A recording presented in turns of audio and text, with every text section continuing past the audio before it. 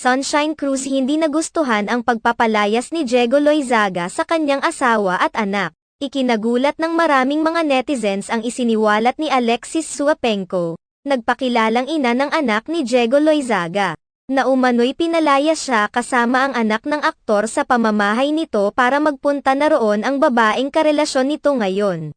Kamakailan lamang ay isiniwalat ni Alexis Suapenco sa pamamagitan ng kanyang social media post ang pagpapalayas umano sa kanila ng kanilang anak ni Diego Loizaga sa pamamahay nito.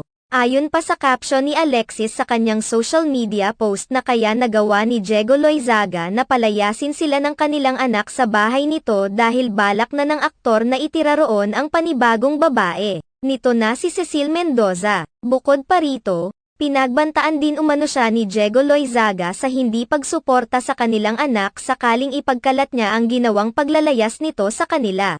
Gayunpaman, isiniwalat pa rin ni Alexis Suapenco ang ginawa ng aktor sa kanila ng anak nito.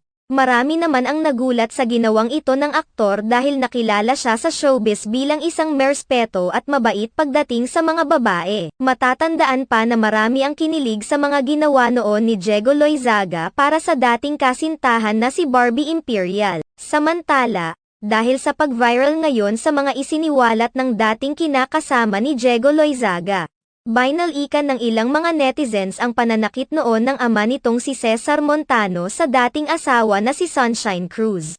Ayon naman sa ilang mga netizens na ang namana pala ni Diego Loizaga sa kanyang ama ay ang pagiging babaero nito at ang pagiging mapanakit nila sa babae.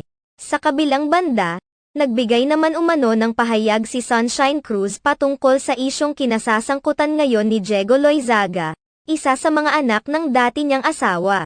Ayon sa aktres, naalala umano niya noon si Cesar Montano kay Diego Loizaga ngayon. Ganito rin umano ang attitude noon ni Cesar Montano kaya humantong sila sa hiwalayan.